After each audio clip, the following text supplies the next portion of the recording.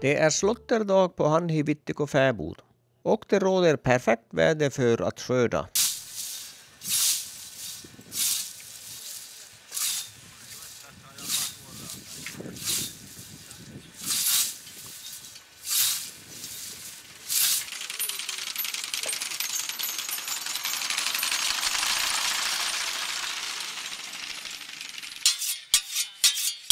No jotakin tällä lailla se on.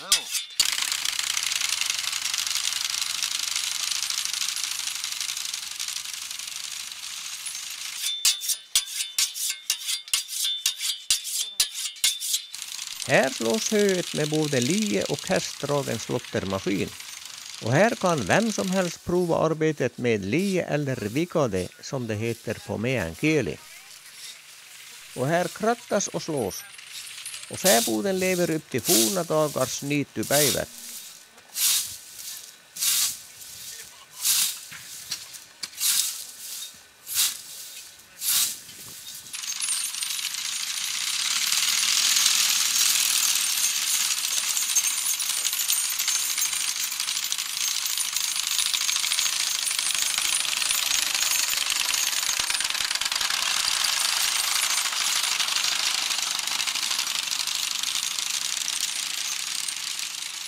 Fäboden anlades på 1860-talet och var i bruk fram till 1965. Och fäboden blev år 2002 första kulturreservatet i Norrbotten.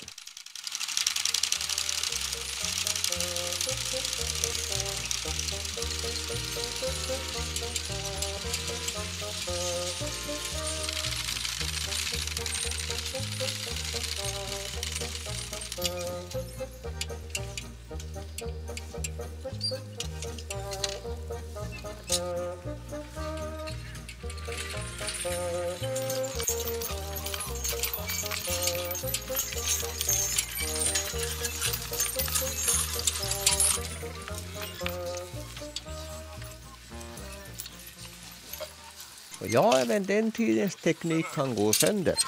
Och en av piggarna i klippstången har böjt sig.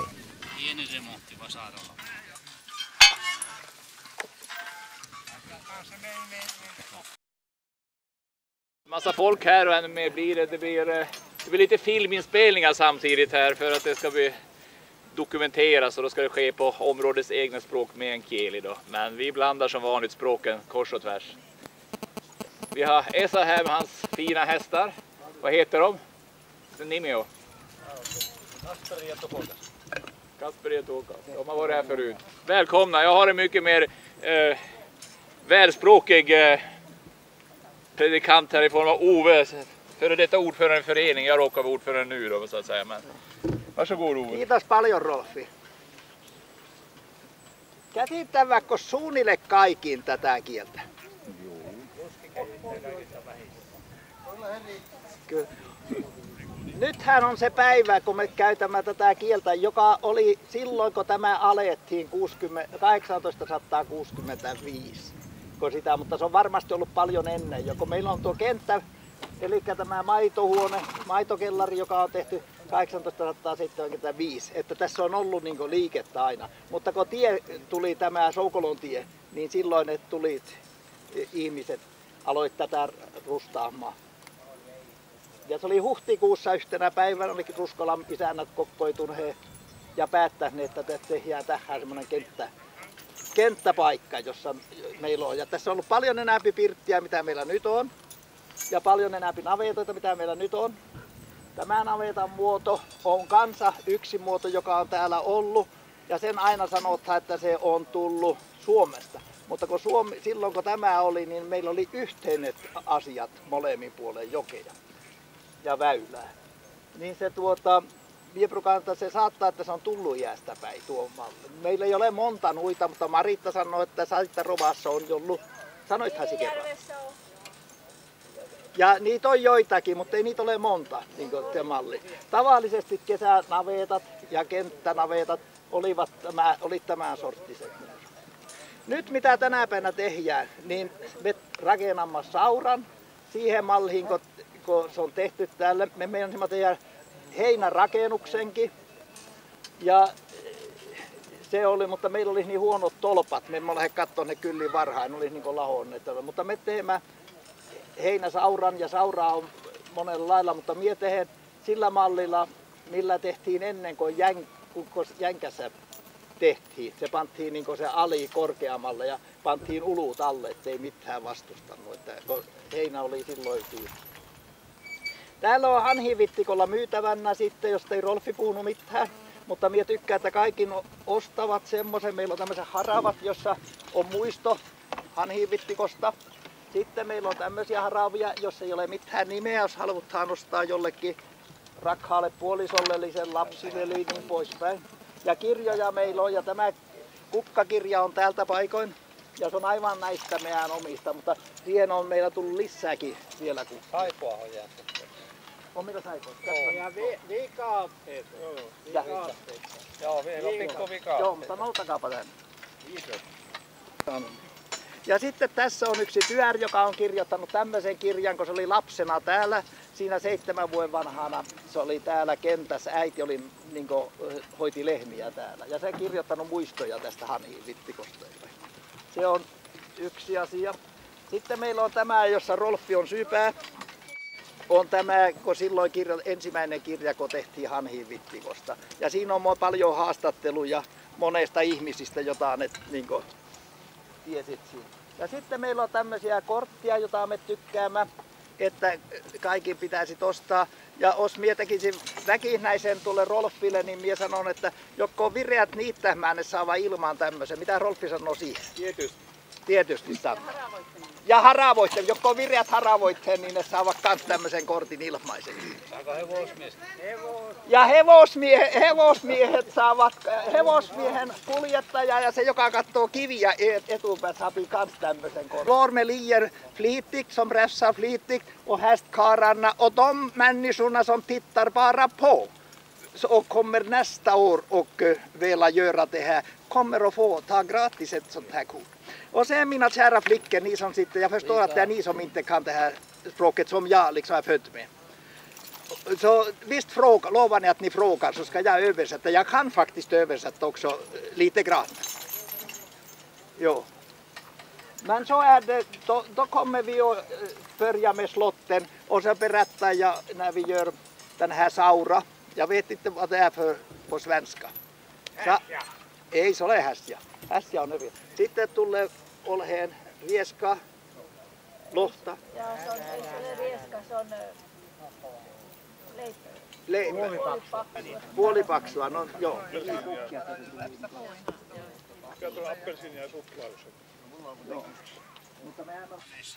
Och under informationen erbjuder flickorna kaffe med dopp. Och efter det fortsätter arbetet med höbärgningen igen. Och Ove kör igång med att sätta ut en gammaldags höhässja som heter saura. Ja se pyssyy. Se pitää tarvitse niinku hakata. Joo.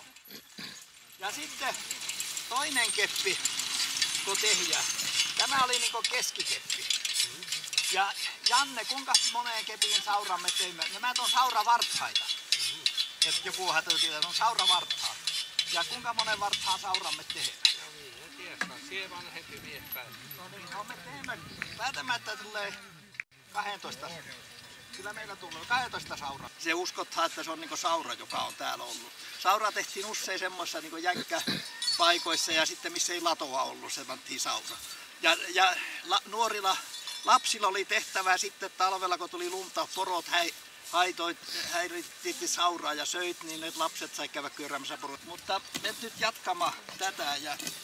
Ja se oli sitten se, että se täytyy panna aina mistä tuuli. Ja Ove han har varit med om det här redan som liten pojke.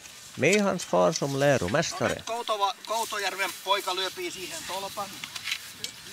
Onko tämä suunnille suosi? Janne, tuleppa katsomaan. Tämä ole millitten päällä. Ei se millitten päällä.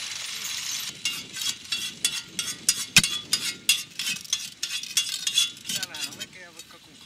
Joo. Ja kun näin kivinen niin maa ja kun se oli tällä, niin se merkitti sitä, että se pantiin näitä tukia. Sitä kutsuttiin tueksi useammasti. Että se. Ja minä näyttän, minä muistasin kuinka tuet käärittiin, että se pysyy. No nyt se taasen. Ja Janne miltä näyttää? Kylläpä suunnilleen.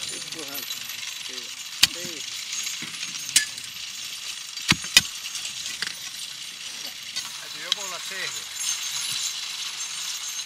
Ties tyypää lappalle se toisaalle. Panikkosta taas Jaanosta. Tuossa on niin lyhyt heinät ja hyvä paremmin pysyy. Sekin oli hyvä, tällä ollaan menty juttelemaan esi, mitä tulee. Bruuri sanoi, taaja, ja se oli pientä mie hoksannut sanoa. Että tämmönen kun on enäpy semmonen hevontukka kokoinen tuo heinä, niin se tehtiin kaitaisemmalle, että pysyy. Sitten joku on pian teistä kuullut, että sanotaan haasioksi. Että kuinka monta haasioita teillä on, no se sanottiin.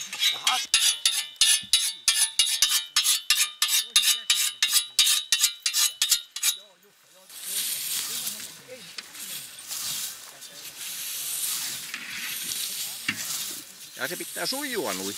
Joo. Joo, minä katson justiin. Joo. Ja se oppii vähän tansaamaan samalla oppii. Joo, ainakin. Juurta myös. Se tarkka. Niin näette, se lähtee aivan juurta myöten.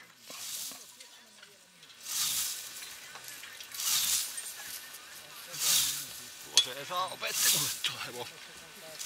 Opettanut maailmaa.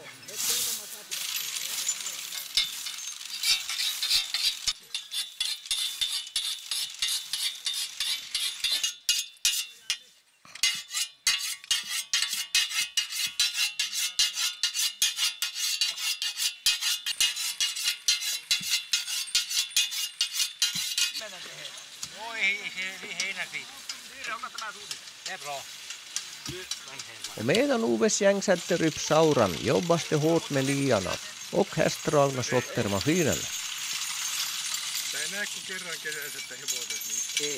Men det är inte bara slåtterdagen man kan uppleva på fäboden. Där man kan uppleva många evenemang under de flesta torsdagar under sommaren. Då fäboden är öppen från klockan 18 till 20.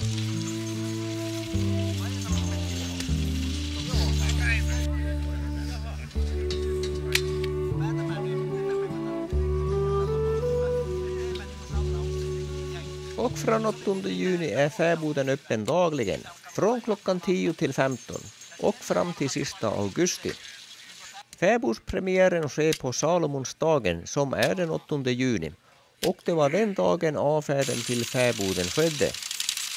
Då lämnade korna ladugården och efter en lång vinter var det oftast svaga. Då fodret hade varit magert under vintern.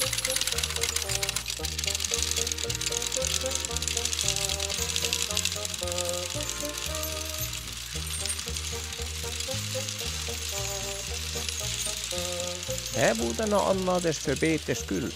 Då inägorna hemma vid gården inte räckte till flyttade man korna till fäbodarna. Ihan se menee. Se riittää.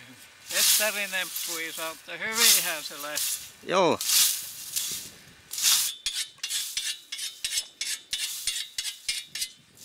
Och Hanhivittiko fäboden är vackert belägen inne i ett skogsområde med små rödmålade stugor i en prunkande sommaräng. Och Hanhivittiko är idag unik, där ängs- och betesmarkerna är en av de mest värdefulla i Norrbotten. Till fäboden avstyckades en nära 35 hektar stor allmänning, som ägdes gemensamt av byarna Haapakyla och Matarengi, som är dagens Övertorneå. Husen på fäboden ägdes av olika familjer. Och på en karta från 1875 kan man se 11 byggnader. Idag finns 8 bevarade, varav en är återuppbyggd. Under sommaren drivs här på kulturreservatet en levande fäbod med mjölkkor, får, grisar och höns.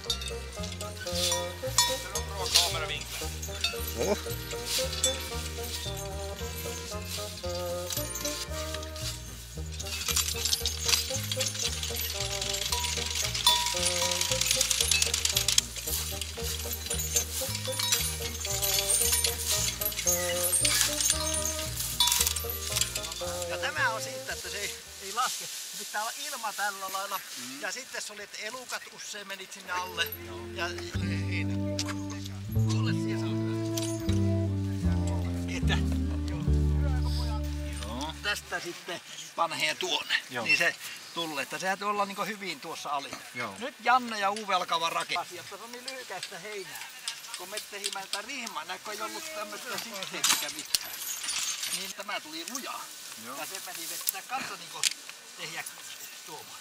Mutta se usein oli niin vankemmat, isommat heinät, niin se meni tehdä niin ja sen enääpi kun oli vesiroskaa, kututtiin monta kertaa tämmöiset tukkaheinää, että niissä oli niin saat olla vesiroskaa, niin se oli erittäin krappiä niin hoitaa ja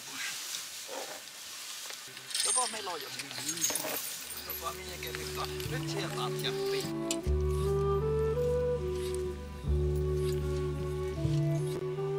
Och när höet är slaget och krattat ihop transporteras höet vidare lastat på störar som kallas för sabila.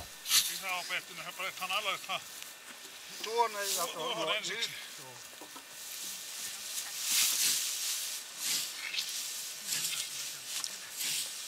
En mä valmiiksi laittaa nostaa rakennuksia.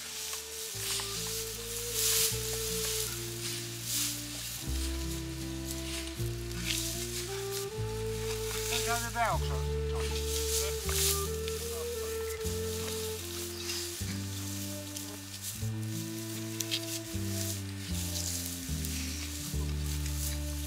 Ne siirrämme tuohon. Enkan voi takka andra paskolla, joka on bra. No niin. Värre så voi takka. Eihän ne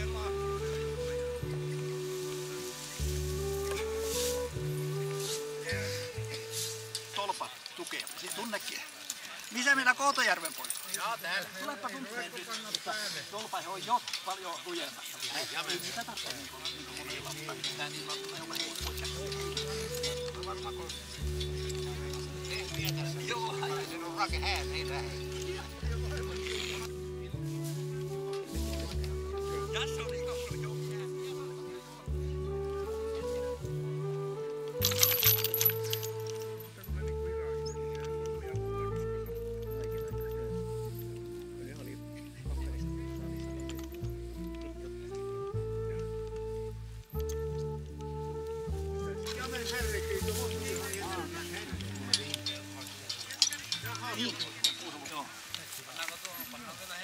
Joo, tähän tulee vielä aika korkea. Me joudumme pian ottaa hangot. Aravalla me panimme nämä tavallisia rakennut tuommoiseen Joo, aivan oikein. Se oli. päällimmäisen.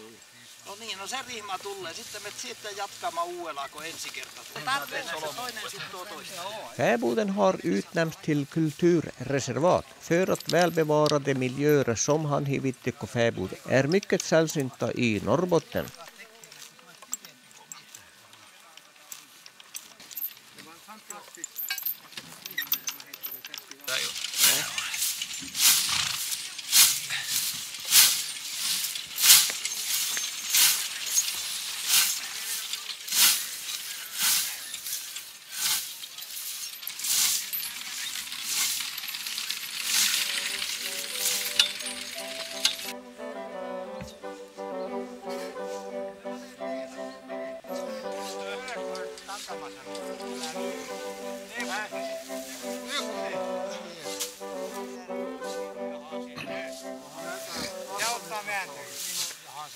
Joko me lähe? Kyllä miekin saat. Ja!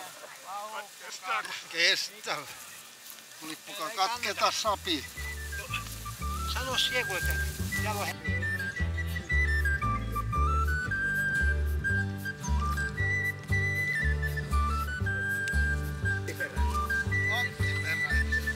Ensimmäisen kerran vasta me oli vaikka ulkopallon kasvaa. Istumme tällä puolella me oltiin, että ne saattaa ylös.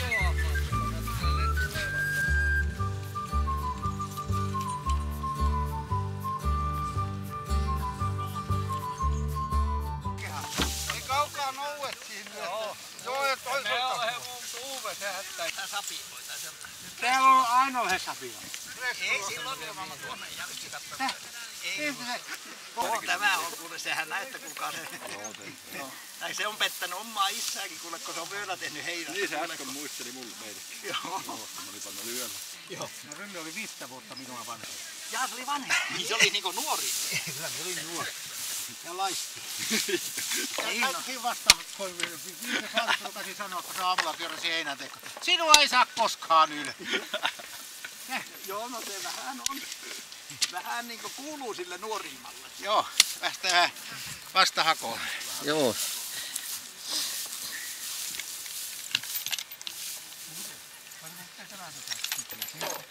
Målet med reservatet är att hålla miljön levande så att kommande generationer kan få upplevelser och kunskap om gångna tiders fäbodstraditioner.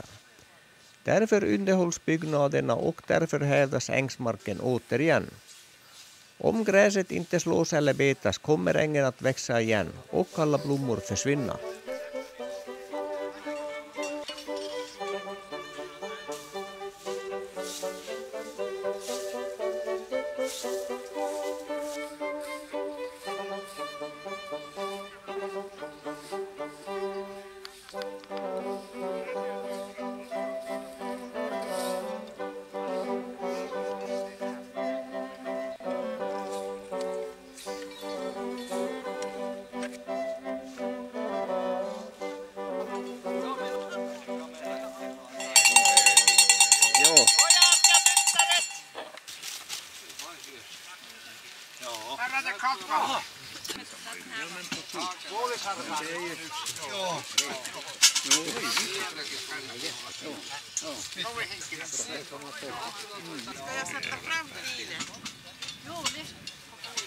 Kaikista näistä mitään. Mikä elämä?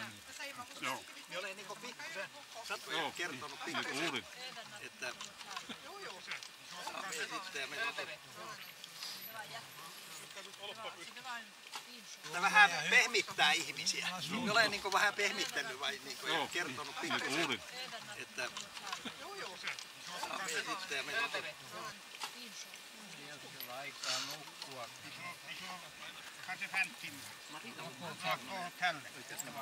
Efter Bolibaks och smörgåsa med lax på och fil liknande den som gjordes på fäbodarna ska Ove visa och berätta hur man gör en basturyska. Vad ska vi ta och välja för språk då? Ja, på svenska, så alla förstår ju svenska. Jo, basturyskan är ju ingenting nytt heller här i Tornedalen. Och varför det var viktigt med basturyskan, det var att den avger lite. Förr hade man ont om tvål. Och det visste människorna. När man tänkte på våra gamla kära fruar, då, mammor och farmor och ja, hela den där långa biten. Det fanns ju inte, man gjorde ett tag blev det där ryssan sig på risk på, och det gjorde man oftast från djuren som hemma hos oss. Man satt lite lut och sen tog man fett och gjorde på det sättet. Nej, det lödde inte, nej. Men i alla fall, för innan det var det så kom på att när man använde det här, det var flera olika saker.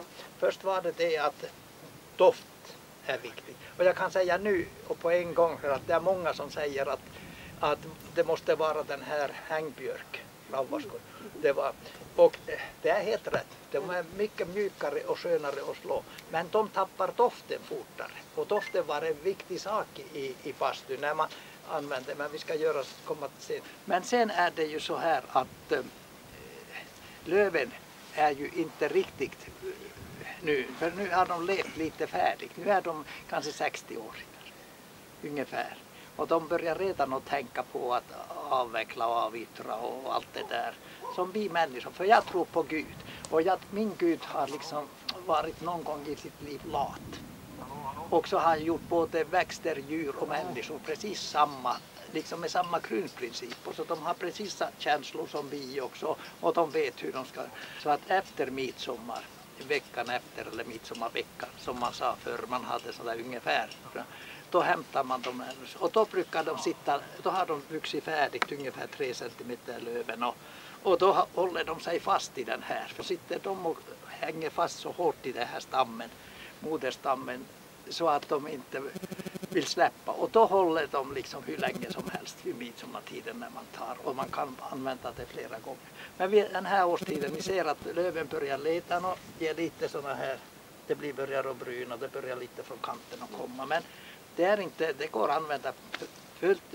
Jag brukar göra hemma, men sant att jag gör till vintern, men sen gör jag såna här som jag har, gör så länge löven finns så använder jag. Men doften blir lite sämre med det.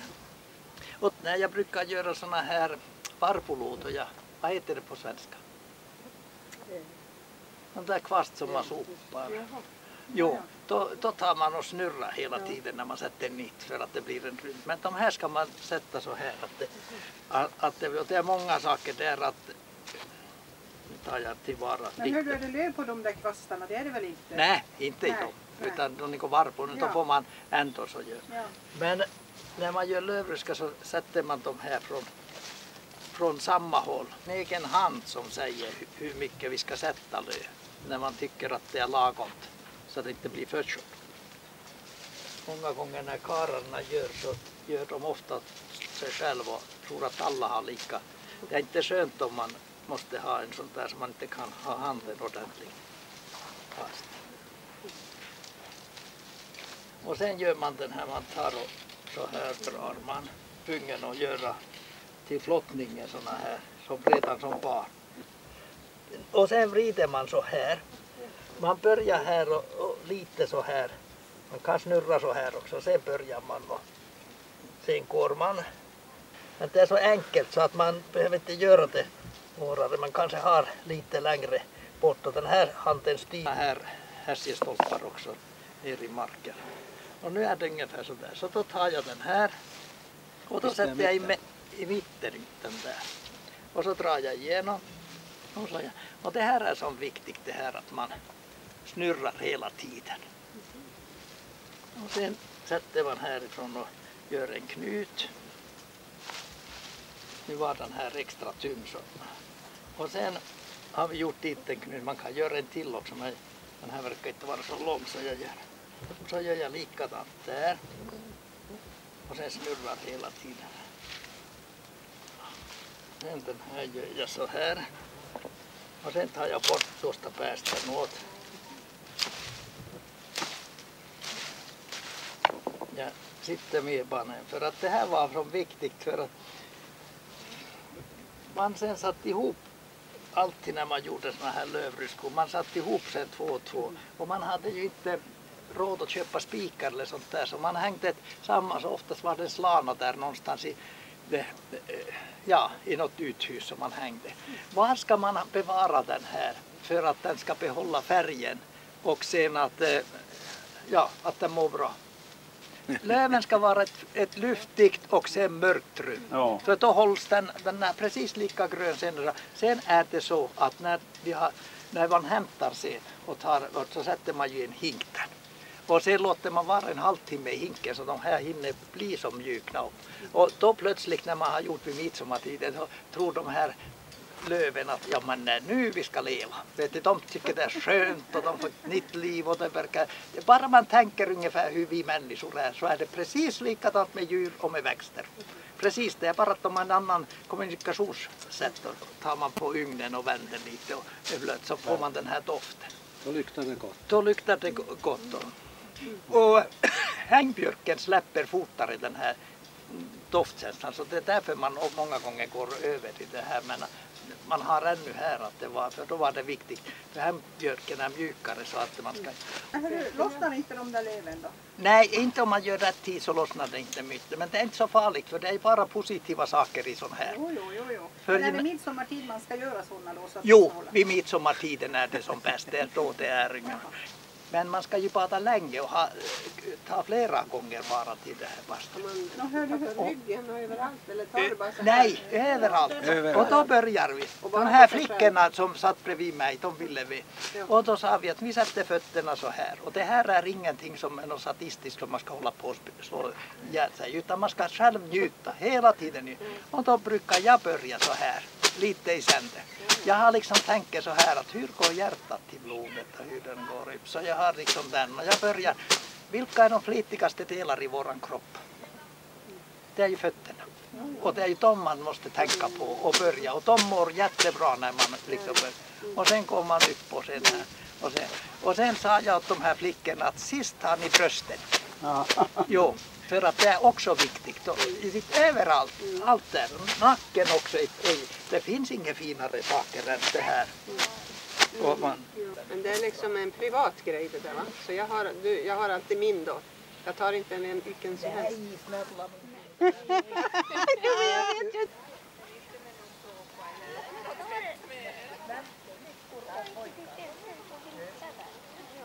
Nej, men det var grisarna. Ni kan prova och jag kommer och hjälper om det är någonting som jag kan se till att vi bevarar det. Och när det inte har någon praktiskt, det här är ju absolut miljövänligt.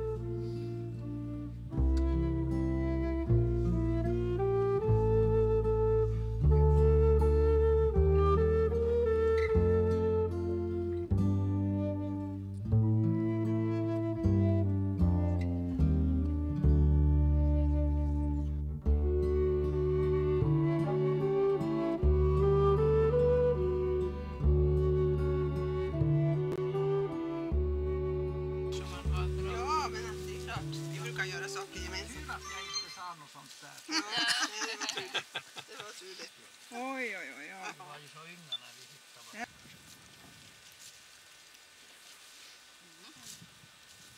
Sen är det lite så här.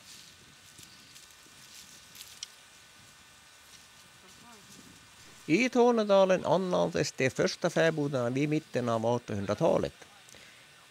I Övertorneå socken känner man till 18 fäbodar. Korna betade fritt i skogen om dagarna. Till fäboden kom det då det var dags för kvällsmjölkning. På sensommaren kunde det bli ibland fråga om nattmjölkning, då korna hade svårt att slita sig från de begärliga svamparna.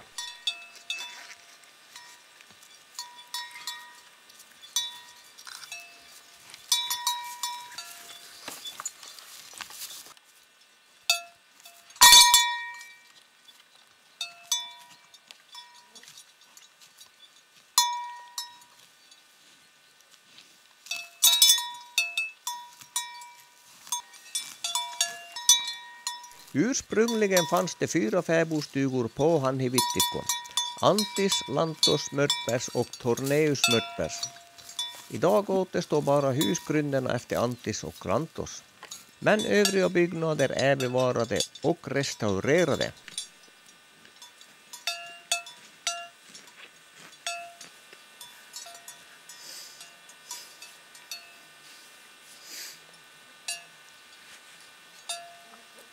Och på fäboden anar man gränslandets historia, där Tornedals byggnadskultur blandas med finsk. När grannbyarna på andra sidan Torneälven brann under andra världskriget evakuerades många finländare till Hanhivittiko, och under beredskapstiden fanns både militär och flyktingar på fäboden. Och under andra världskriget bevakades gränsen i Tornedalen av inkallade militärer från hela landet.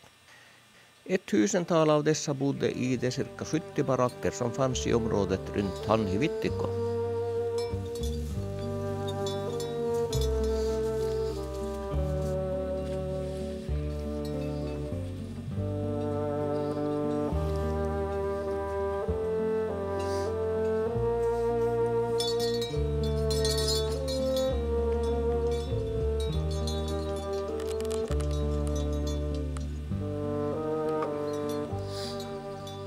Denna fäbodstuga delades av 2 familjer, Johan Torneus och Petter Mörtberg, som båda bodde i Matarengi, alltså dagens Övertorneå. Och dessa 2 familjer ägde och brukade gemensamt även ladugården, mjölkboden och rökbastun. Och vill man uppleva och bo på en fäbod går det bra att hyra denna stuga. Matlagningen sköter man utomhus eller i öppna spisen. Här finns ingen el eller internet. Och matvaror kan man förvara under kortare tid i mjölkkällaren. Och vatten hämtar man från brunnen. Och toalett innebär utedass.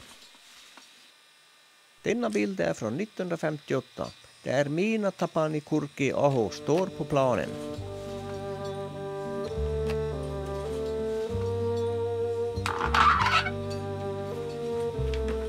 I stugan finns 2 rum och i sovrummet finns 2 sängar med spis.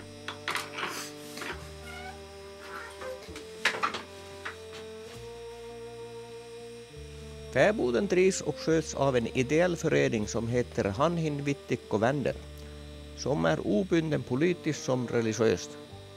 Ändamålet är att utveckla, sköta och driva en levande fäbod. Och man kan bli volontär på fäboden. Då bor man och arbetar på en av de mest värdefulla fäbodarna i Norrbotten. Som volontär hjälper man till med den dagliga verksamheten på fäboden, sköta djuren och vårda natur- och kulturmiljön. Och snett bak i stugan ligger ladugården, som också brukades gemensamt av dessa 2 familjer som bodde i stugan.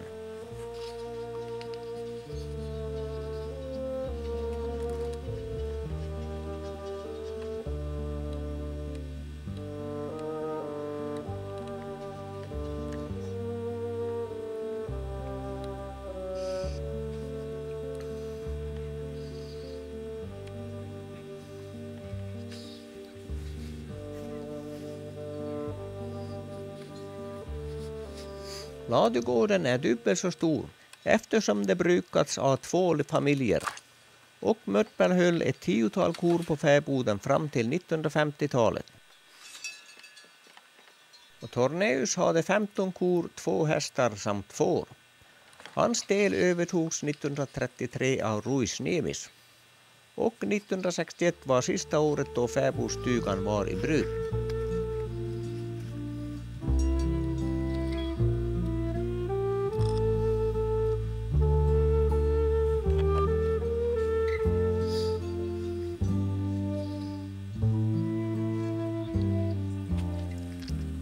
Fäbodlivet var uppskattat.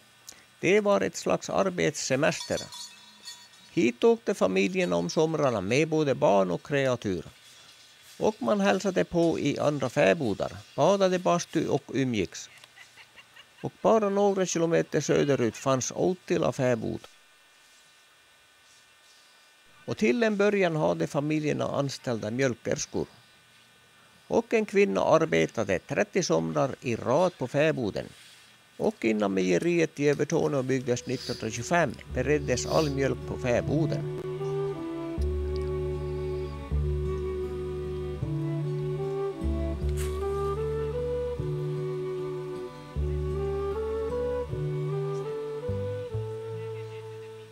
I mjölkboden förvarades mjölken och produkter som tillverkades på fäboden. Man gjorde främst fil och smör. Traditionell ost var inte så vanlig i Tornedalen. Däremot gjordes kaffeost, som är en Tornedals specialitet. Kaffeosten skärs i små bitar och läggs i kaffet, som är en delikatess än idag.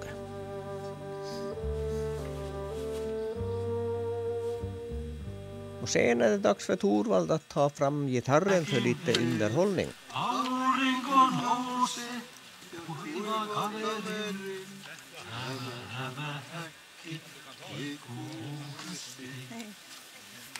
ni är duktiga. Applåd i det. Ja! Så sitter bredvid. Katter som gör den. Kattele, vänis hyppää famille ja koppa ovelle. Auta minua, muuten jääkäri pomhauttaa. Paukat. Tulee hoppua sisälle ja kättelee minua. Ja vielä kerran. Otin teille kaikki. Voiko teille tuosta niin? För oss det bästa var på denna vida jord. Du här för oss det bästa var på denna vida jord. Från Lapplands fjäll till Bottenstrand går älvens stolta stråk. När Nordans friska anderord i vinter smycka trakt när Nordans... Det heter Svenska Tornedalingars riksförbund, Torniolaksalaiset. Och det är ett riksförbund som då har lokalavdelningar. För närvarande 7 tror jag det är i Pajala, Övertorneå, Umeå, Stockholm och Göteborg. Lokalavdelningar. Och det här samarrangemanget nu med Annevittek och Fäbod idag körs med tornedalingar i Övertorneå kommun, lokalavdelningen, Torniolaksalaiset. Men det är många som har tappat språket och det är därför de här avdelningarna finns, så att man har möjlighet att återuppliva, och vi kallar det språkbad. Det berättas att en man som blev stämd inför tinget i Haparanda, där man ju har tvåspråkighet, och tornedalingen som skulle vittna ville göra det på meänkieli. Då sa domaren att men du kan ju svenska, kan inte du använda svenskan då? Nej, sa han. Se on tapahtunut meänkielellä. Och det blev långa förhandlingar där, så att till slut sa domaren att kan inte du, och tolken att kan inte du prata med honom, och så översätter det. De höll igång en kvart. Och då sa domaren att vad är det han säger? Han säger ett och annat, men han ljuger. Och nu är rökbastun uppvärmd och först ut blir ett par.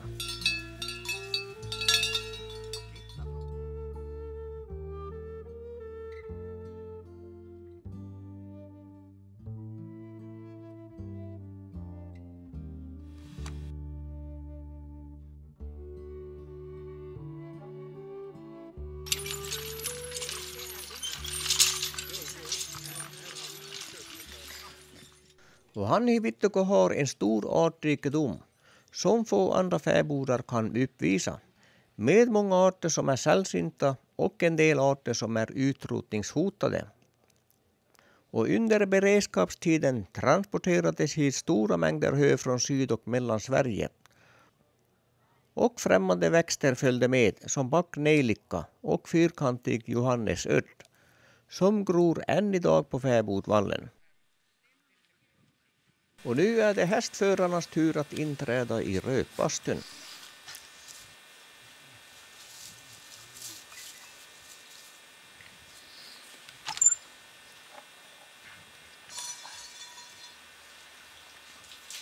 Och att värma upp en rökbastu tar flera timmar, och man eldar under en stor hög av sten. Och efter att stenarna är tillräckligt varma vädrar man ut röken innan man går in i bastun. För en rökbastu har ingen skorsten.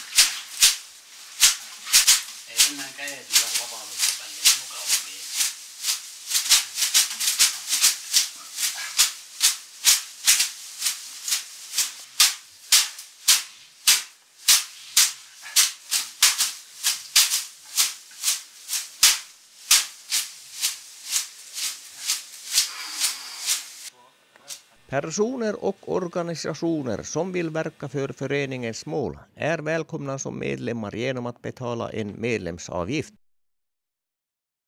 Och Annevittek ligger 10 kilometer nordväst om Övertorneå efter väg 841 mot Korpilombolo.